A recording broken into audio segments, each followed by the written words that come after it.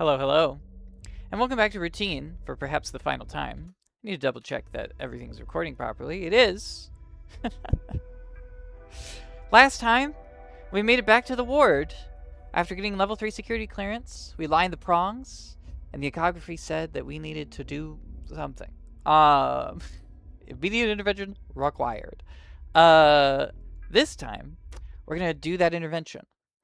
In between episodes, this is basically right after the previous episode because I kind of just want to finish the game and I feel like that's where we are.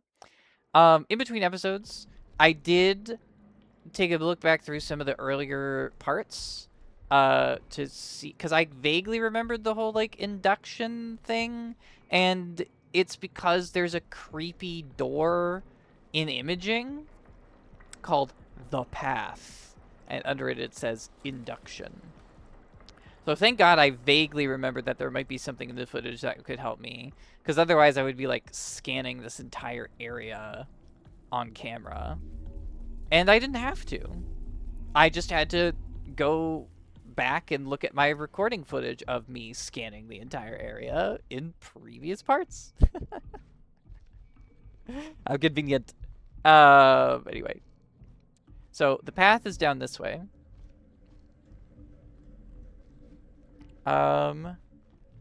If the game ends in like 10 minutes, I'm gonna feel like a major rube. If it does, I'll just append this to the end of part 7. I'll probably have to add in some titles. Although, me explaining that during the recording is probably not like the most entertainment value that's ever existed in the world. I would say. Oh wow, okay, so there's a continuing path over here. But you're gonna get these peeks behind the scenes because that's kind of what I'm thinking about at the moment. Oh, good. There's a big, scary, not very OSHA compliant fan, I will say. There is a. Oh, wait. No, this can't be under the arbor. But somebody was sleeping here? Is this the corpse of the creature? Or one of them? Because the body bag looks huge. What the hell? Whoa. I think this game also does a good job of like showing off like liminal stuff. Like doing liminality very well. Which, if you don't know, liminality is like borders and crossings in between spaces, that kind of stuff. Oh, the hollyhock on the wall. I just noticed it right as I got a headache and started dying. Keep pushing forward. So was William the voice in our head when we had the dream of like the microbe that looked like the moon? Oh my. But yeah, the hollyhock.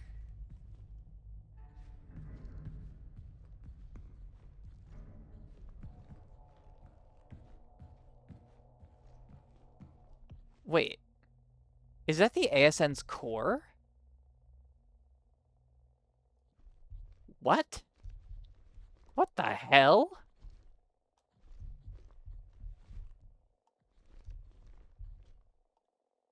Inject amniotic brine. Yes or yes? Well, what was the other way? I don't want to do this. This makes me uncomfortable. I wonder if I can just like walk away or if the game will kill me for the pleasure.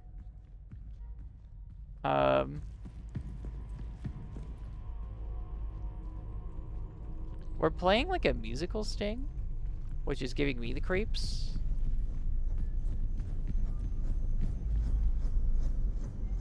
Okay.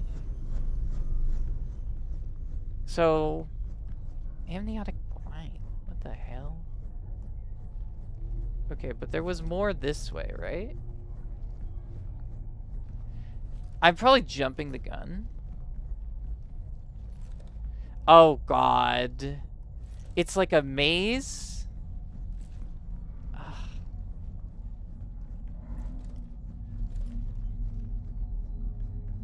Or just a looping path.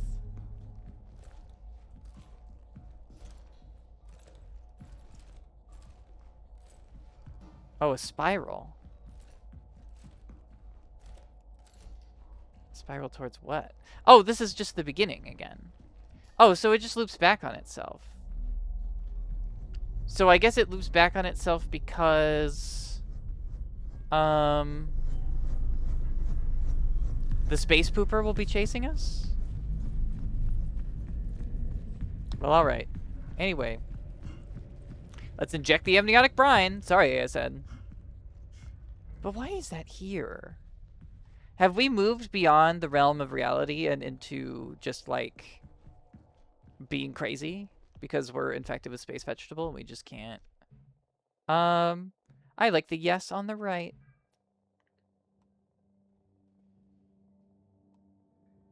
Ripening and induction. It's like the falling of a guillotine. Huh? It's not the door closing. Well, something just happened. The canal is ready.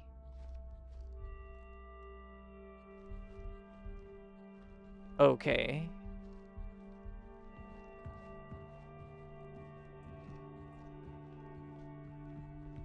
Great. You love to see it?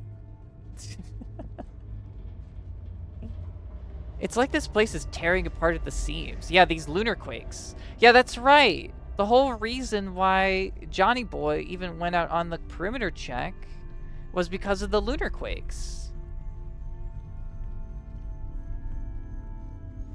But all this happened 20 years ago. Well, I mean, again, I think we see in the OS for the cat that it was designed in or copyrighted in 1992. So like I think we can reasonably assume that this happened maybe about a decade or so ago, if not 20 years. So I wonder why the lunar quakes just started happening now. I mean, I guess Weber said that the canal requires us, just as we require the canal. So maybe there's something going on with that.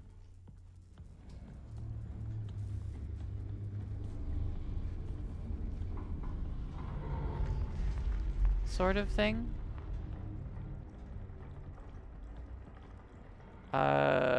I don't know. Like it's calling to us.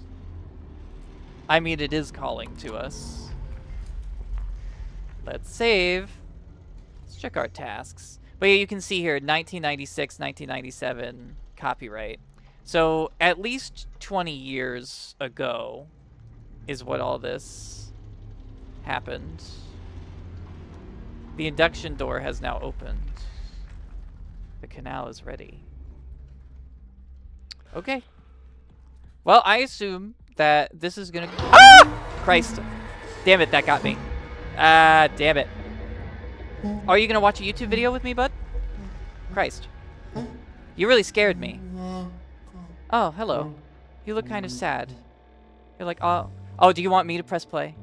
I mean, I want to. Okay. Oh. Alright, buddy. Well, you enjoy that YouTube video, I guess. So come on, press play. It's funny. That really fucking scared me, though.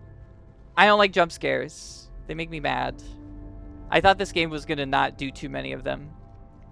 But that was definitely a jump scare.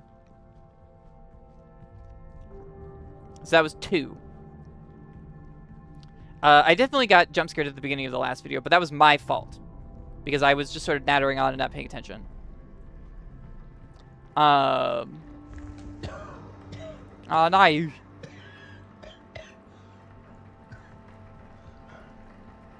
Nice. I took some clean screenshots of the canal in the last episode to use as thumbnail stuff, so I'm glad I did that. Because there's this weird visual effect over it, and I think it would kind of ruin it. Anyway. We are ready. Or the canal is ready for us to go in. This is it. Although there are still 2 achievements left. So I wonder how that's gonna go. Security clearance is required. Oh, for fuck's sake, I don't have any power? Oh my god. What a way to ruin this climactic moment. I don't have a battery. There've gotta be some back here, cause if there aren't, you can't finish the game. What if I have to reload? Oh, what a terrible tragedy. Oh no. The climax of the game is like ruined. This is so fucking funny. Oh no. Bro, for once in my life, I want a fucking battery. And I can't have one. If I come back here, are you still watching the YouTube video? Yeah, he's still watching the YouTube video. You know, he's fine. You know, he's gotta have his stories, okay? Deadass. I may have to reload and grab a battery before we come back this way. Did they not think of this as like a thing that could possibly happen? Like, you would think that they would leave batteries in here just in case you somehow got here and didn't have the battery power to like, or like that they would spawn an extra one for the ending. You would think that they would do that. You'd think that they would be intelligent, unlike me, and sort of cover that edge case. Oh boy. Oh, what a tragic mishandling of the game's climax. Oh, it's really fucking funny though. It's really fucking funny. Okay, I'm scanning the area and I am not seeing a battery, so I'm gonna have to get jump scared again and go collect a new battery. Oh, no, wait. Oh! Oh! These are emergency batteries. Oh my god. Okay. We've never had to do that throughout the entire game, but I guess these little battery bins are here if, like, you don't have any battery, you can get 1 charge in an emergency. That's kind of cool. It's very funny that it's only relevant in this like final area of the game. Because this game is not a survival horror game in like the resource management sense. Oh my god, that was fucking funny as shit. Oh no. But we discovered a tutorial mechanic, like right, or like a safety mechanic right at the end of the game. It's really fucking funny. Okay, what horrors will we see in the canal? There's a heartbeat. We have the worst flashlight ever as we explore the canal. I still am just imagining, like, we had like a really scary moment, right? Because like it's a jump scare and he like grabs us, but then he's like, press play on my YouTube video. Do you got games on your phone? Like, it's real. It's like, I understand that it's supposed to be like maybe a moment of like bizarre humanity, because I guess the vibe is that that's what we're going to become, right? Like, the whole vibe of all of the chapter names of this have always been, like, rebirth coded. And, like, the canal, like, the birthing canal, eh? You know what I'm talking about? Like, it's almost a little heavy-handed, if you think about it. But yeah, I guess we're gonna be reborn by going down into the moon's vagina and getting real deep in there and getting turned into a weird praying mantis man giant thing. Or a snake woman. We don't know what the gender of our character is, although they do have, like... Or the sex, I mean. Although they do have sort of masculine sounding breathing. We've been cutscened. An eclipse? You've come so far.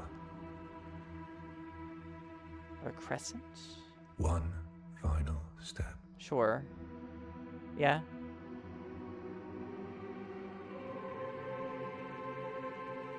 Oh. 84440.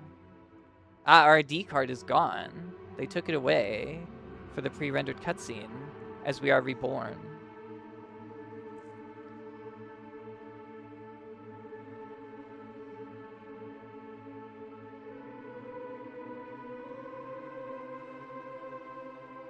Are we going into the fetal position?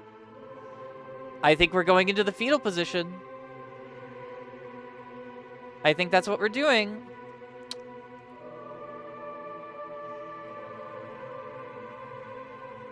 Yep, like a fetus, like an embryo. To be reborn. Baby. Oh,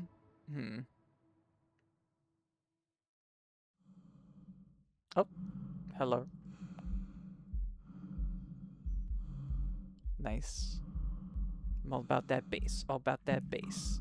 Oh, nice. This, it's that oceanic sort of striation on the ground. Is that the core of the ASN?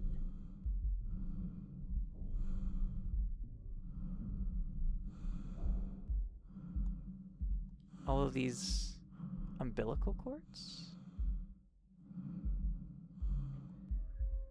The core of the ASN is opening.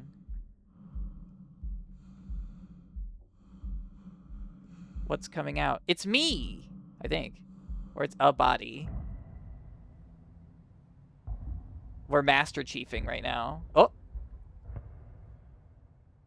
Did we become a space pooper?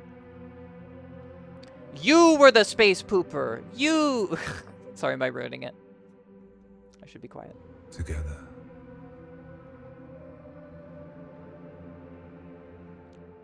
What are we? God reaching for Adam. Oh my god, we are doing it. We're doing God reaching for Adam. Through me, you endure. Through you, I endure. The hollyhock. In bloom. Or in reverse bloom. We are becoming the bud. We are becoming baby.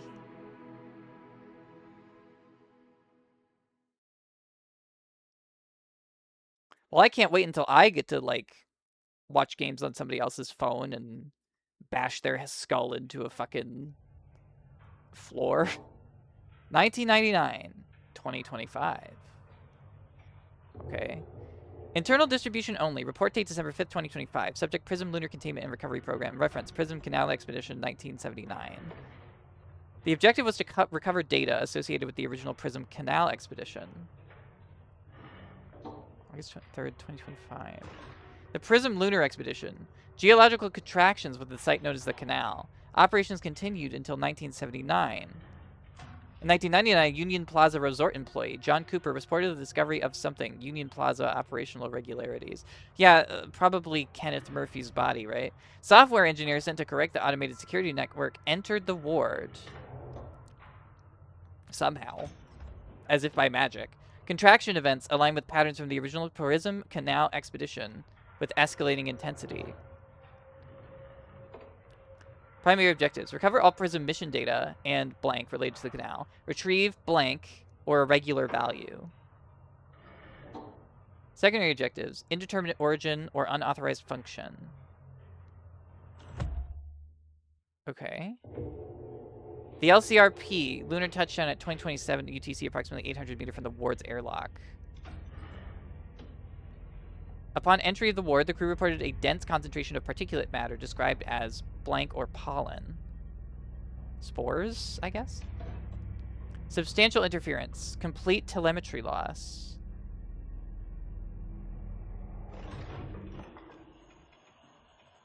The final transmission contained one image.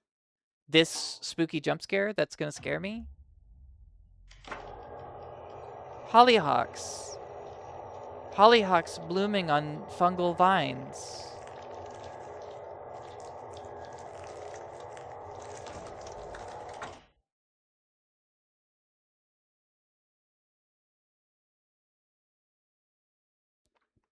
Okay. Game over. That's it. Right? That had a note of finality to it. Chapter 1, Rebirth. What? Please don't tell me we're going to go through the whole thing again.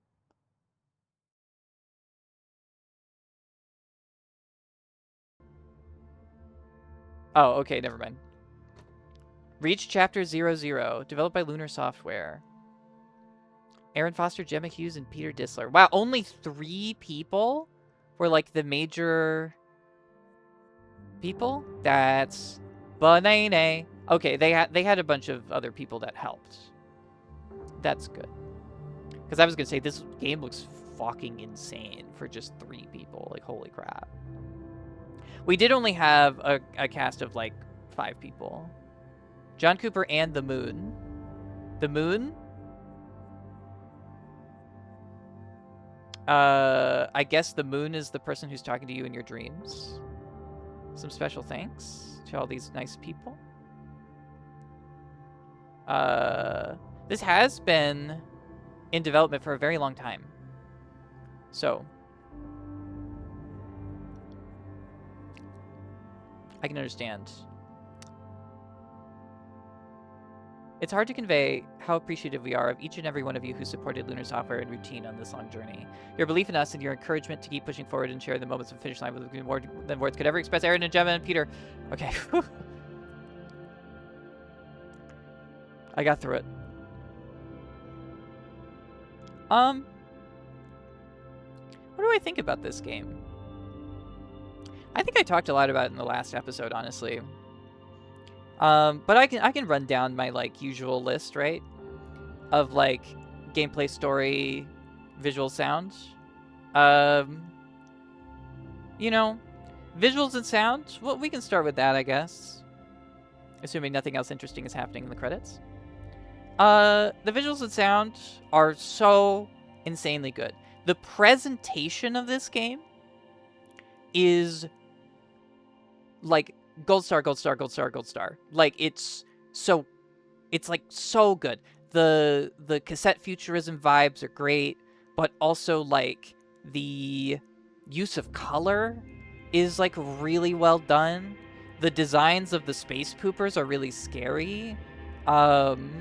Like the Mr. Scaries, I'm a little bit like tee hee hee, but you know, that's sort of the weird thing about this game. But I can get into that later. But the visuals are fucking incredible. Like the environments are so well rendered. The vibes of Cassette-futurism are communicated to a T, and the use of color is just so incredible. The sound design is great. The fact that you can hear the monsters from so far away builds so much tension and is really creepy, and it's really well done. I think most of the times I was scared in this game was due to sounds.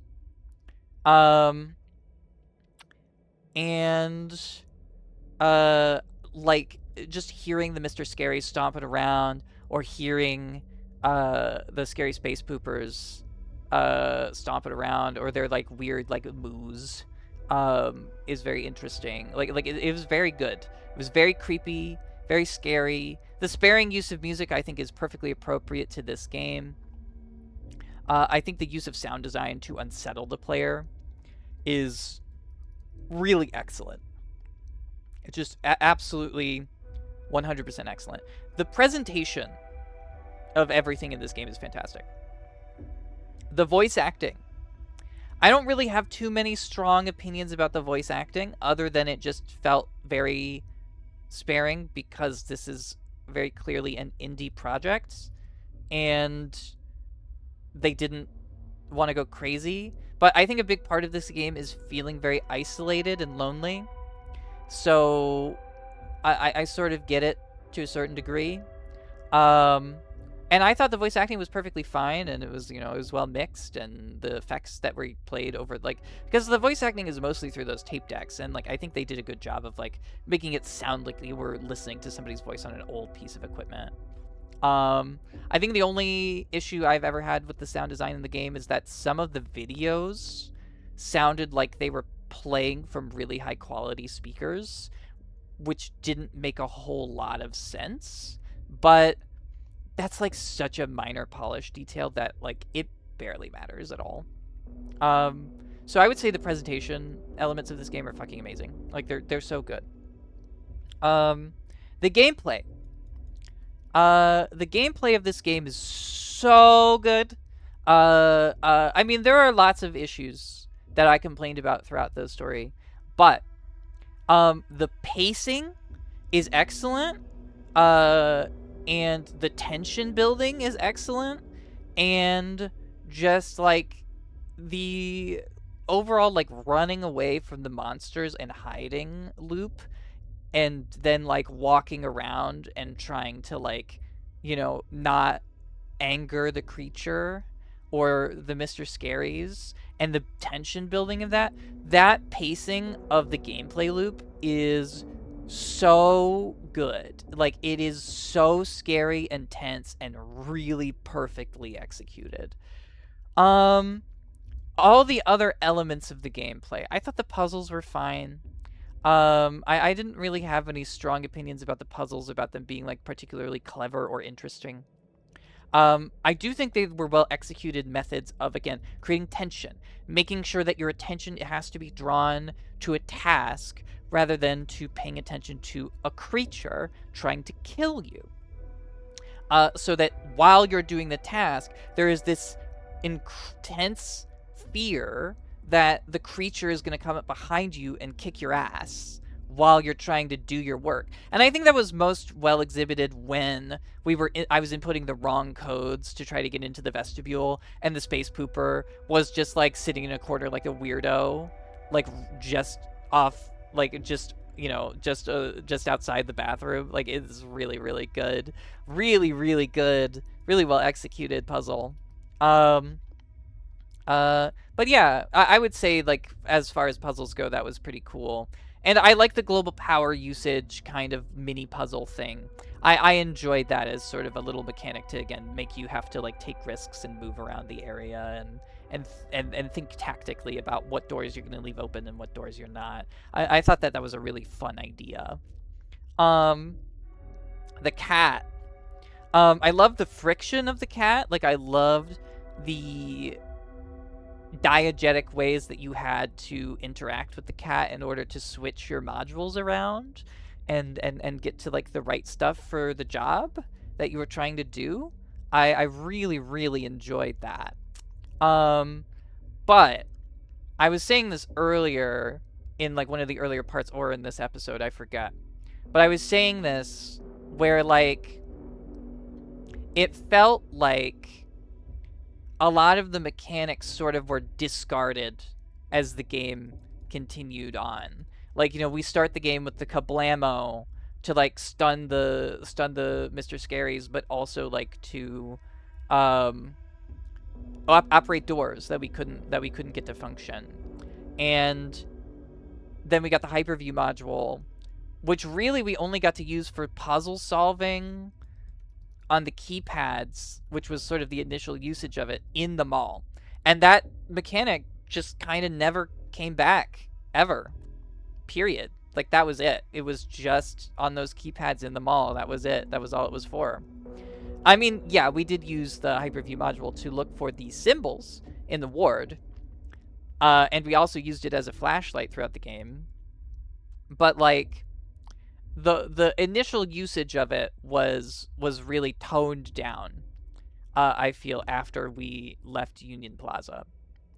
Um, so it did kind of feel like the initial functionality of the cat just was forgotten about, and then the hyperview module sort of got left in the dust by the security interface. Because I also think the security interface was like, it said something like, don't point it at your coworkers' faces or it might blind them. And I assumed that the idea behind that was that you were supposed to like shoot the space poopers with it to like blind them so that you could get away without them killing you. But I always felt like they were too fast for me. They always like surprised me when they killed me. And they were too fast and I couldn't like do anything about it. So I never really used that mechanic, if it even indeed was one. And as far as like shooting the Mr. Scaries with the kablamo, I think we used it like a couple times in order to not die. But like, it was really largely unnecessary. Because you're pretty fast and you could run away from the Mr. Scaries and from the space poopers if you knew sort of early enough to start running.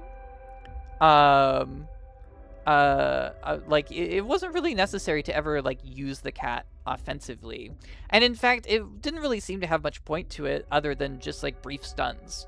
And if you're gonna just end up having to run away anyway, why not just start with the running and instead of shooting with the cat? I mean, I get, I don't know how much that adds to the tension building, is fucking around with the cat and trying to like hurt the enemies to like get like extra time. I don't know. It felt sort of like a mechanic that felt fine, but a little vestigial, like a little unnecessary. I wouldn't necessarily take it out of the game or anything. It just felt like its utility was so minimal that if you were in a situation where you needed it, you would already kind of fucked up. You know what I mean? Like that's kind of how that felt. The flashlight also. Flashlight is terrible. Awful. Worst flashlight in video game history. And I understand that it's that way on purpose in order to build tension. But I think what sort of deflates some of the tension of the terrible flashlight is knowing for a fact that you have a flashlight on your helmet that you could turn on at any time, but your character refuses to, other than in that singular vent section in the entire game. And it almost felt a little bit like they were like in playtesting. Somebody was trying to go through the vent and people kept getting lost in those vents. And they didn't have a solution for it. Like, they didn't want to create a solution for it that was like, you can aim your cat in the vent to see where you're going, because you can't aim your cat while you're crawling. They didn't want to implement a solution like that. So they decided to sort of just take the easy way and just make it so that there was a flashlight that just would activate so that you could make your way through the vent, and so that people wouldn't get lost and they would continue to like move through the game properly. But by doing that, it made the game feel kind of video gamey and arbitrary, and it sort of took me out of it and made me really angry. And unhappy. So I feel like that was a little bit of a misstep, but I sort of appreciate sort of the engineer's approach to like, video games are hard to make and they're hard to implement things into, and like I just have to trust that that was probably the best solution at their disposal to solve whatever problem was happening there in playtesting, or just at any point in the game. I just gotta imagine that that was the best thing that they could think of to do. So I'll let it slide, but only barely. So those are, I think, my major gameplay complaints. Overall, I think the gameplay... Oh, I guess I should also reflect on this, which is that there's a lot of clipping, too. Just all over the place. Like your cat clipping through the walls when you're crawling, and the monsters clipping through stuff with their animations, or like when the scary space pooper was clipping through the door when we first saw it, and we saw it like its ass, and then like, we walked past the door, and even though it was closed, it saw us because it was clipping through the door. And like, Mr. Scary's hand clipping through the boxes when they first punched us, and It sucks, because it's like I think the visuals of this game are great, and I think when everything's working great, it looks great. And I don't know what the engineering solution to a lot of these clipping problems would be, but I imagine it would be quite difficult to implement. And I think once again, it's just one of those things that you're gonna just have to let slide.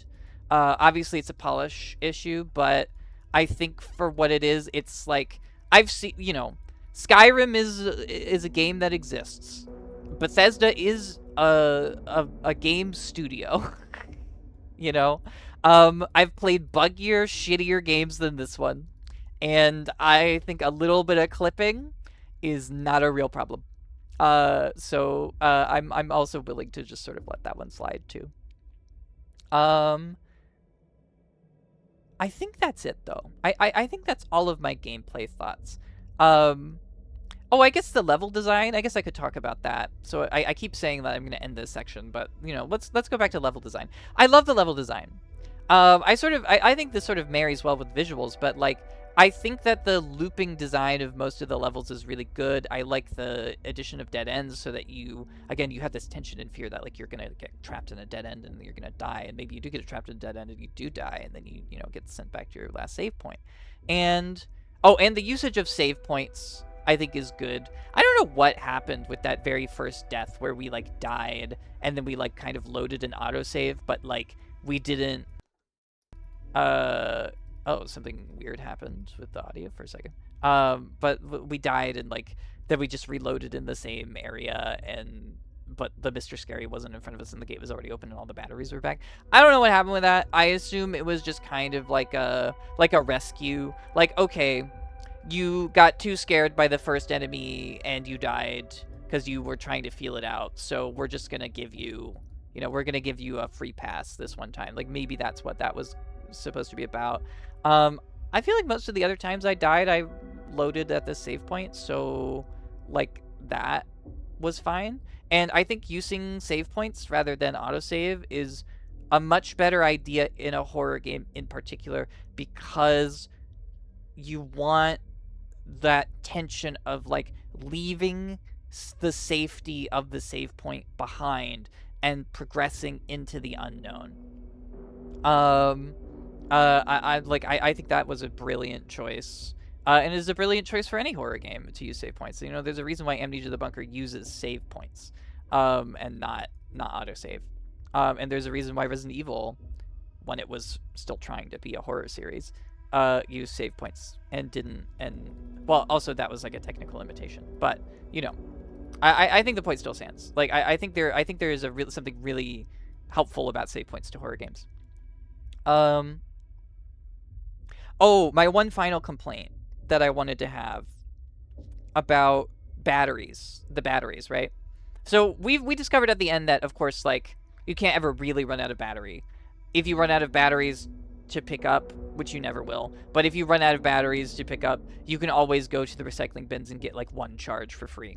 So that's really nice, But, again, there's some nonsensicality to it where, like, your character just is, unable to understand the concept of pockets and or a bag, and just like the inability to pick up anything other than what you need at any given time sort of makes the resource management element of the game, and again, the fact that like shooting the enemies is again very vestigial, it just sort of makes the resource management element of the game kind of a non-issue, to the point that I'm just like, why even have it? And I guess the only value I can see in it is that it just gives you another distraction during chase when you run out of blammo or a security blammo or whatever. You need to now go find a battery, and that might get you killed instead of you getting to where you need to go. But I just think that the game is designed in such a way that that is sort of a major non-issue throughout sort of its entirety. So I don't know, it just felt a little vestigial, but I guess it added some minor element of interactivity, because otherwise all of the progression in the game is information based. So moving forward is all about gaining the information that you need in order to progress through the next objective. And it's never really about acquiring the item that you need to move forward, other than getting like the higher level of security clearance. But again, in order to get those higher levels of security clearance, it's not gated by like, do you have the blue key? No, it's gated by the fact that you need to find the code sheet and then decipher the code and then input it, and then you need to find the next code, and then you put in that code, and then you get the security clearance. You know what I mean? So like, itemized progression is sort of not how the game works largely. Even technically getting Keikoyama's ID, which is a physical object in the game, is really you just need the information on the ID, or in the ID, I guess. So I don't know. It's interesting. I do like that choice. In a very like in basically an inventoryless game, I do like the choice of sort of being like, key items are like very, very minor throughout the game. You know, you need the Hyper-V module and the security interface and the security clearance upgrades and Keikoyama's ID card. So, but like that's like 5. It's like 5 key items throughout the entire game. So, you know, I like the largely information-based progression. I think that was really cool. And it also makes it easier to at least, like, re-scramble for every single new run so that it doesn't... So that you can't just, like, skip whole parts of the game because you have the information. Because, like, all you need to do is just scramble every code in the game at the start of each run. And then, boom, you know, nobody can cheat to get out of it. And I don't know if they've implemented that or not, but I think it was a cool sort of possibility with the way that progression works in the game. So like overall, I think the gameplay and the pacing and the level design, and I got distracted while talking about level design. I just like that the levels are loopy, so that you can always sort of get away from the enemies, and I liked all of the environmental storytelling. I thought that was great. Like the level design is really well done. But I think that draws the curtain on the gameplay, and my overall impression is the gameplay is fucking great. It's so well paced. It's so tense. It's really well done. There are some like weirdnesses that sort of make the game feel kind of video gamey, but I think this experience is short enough that you never feel tortured by that. I think the experience is well paced, both in the sense of playing it and also in length, to prevent any sort of real friction from sort of these vestibular game mechanics that don't necessarily contribute a whole lot. So yeah. Overall, great game. Great game to play. The story. I sort of let my thoughts really come out, I think, during the last episode about the story. But my overall impression as I've been playing the game, high key, has been the story of this game is sort of whatever. It's kind of just an excuse narrative to get you going through it and make you face spooky stuff. I don't really think there's a whole lot of interesting narrative ideas in the game. You know, obviously there are these huge themes of birth and rebirth and, you know, sort of this very on-the-nose theming of, the canal, the birthing canal, and, the blooming of the flower, and, you know, all of this being remade kind of thing. You know, I feel like that's all well executed. It just doesn't feel that deep. I liked the ASN being kind of a benevolent character that was sort of trying to save Union Plaza or save humanity from the space vegetable infection, or from the from being like remade, sort of trying to prevent the birth of humanity, or the rebirth of humanity on the moon. I thought that that was like a really interesting sort of antagonistic take of the evil AI. Of maybe the evil AI actually wasn't so evil, and maybe we're the wrong. Maybe we're in the wrong here, but we're too selfish to not to recognize what is happening. I thought that that was really cool.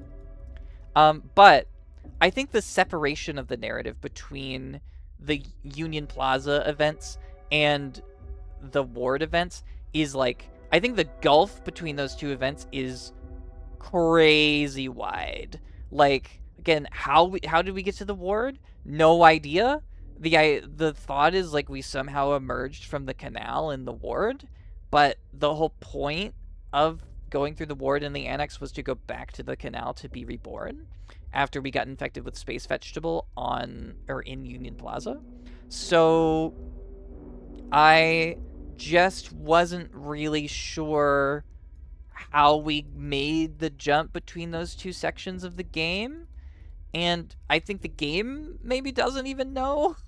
I think the game just decided that suddenly you're in the Ward and it's supposed to be disorienting and there's not really supposed to be an explanation.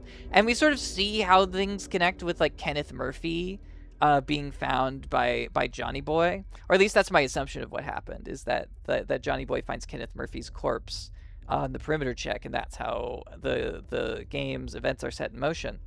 Um, but yeah, like otherwise, like the connection between the Ward and Union Plaza is sort of dubious. And to sort of circle back also to the sort of distinct change between Union Plaza and the Ward, I think one of the things I found very strange about the game was the ramp up with the Mr. Scary robots, which are not really that scary. Um, that are they're sort of like, I mean, they're scary looking, but like at the end of the day, when the Mr. Scary grabbed me, I was like, fuck you. I was like, I was not really actually terrified of the Mr. Scaries. I just like found them kind of absurd.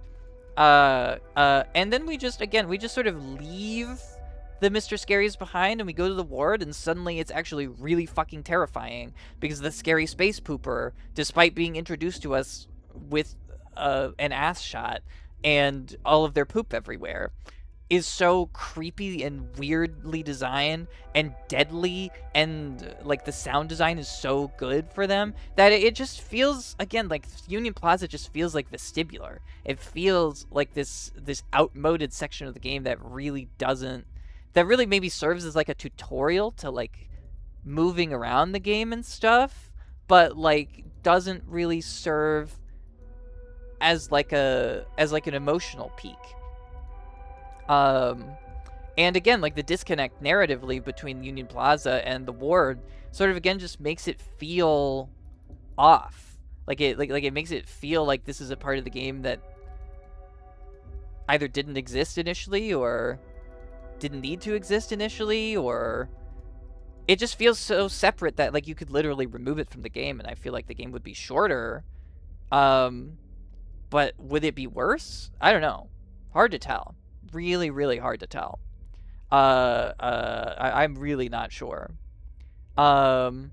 Maybe it's just to set the vibe and to get you familiar with the game before it really turns up the tension. It's interesting. This is a weird game. It gets scarier as you play it, which is not typical. As you play a horror game, typically the tension releases as you become more and more familiar with the game. And so I think it's interesting that the game becomes scarier as you play it when you're playing routine. Like I feel like that was really cool.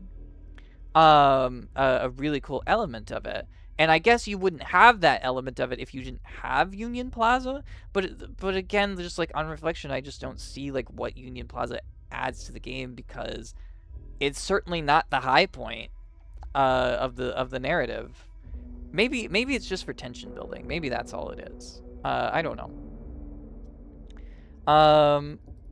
But yeah. So that is sort of my thoughts on those things.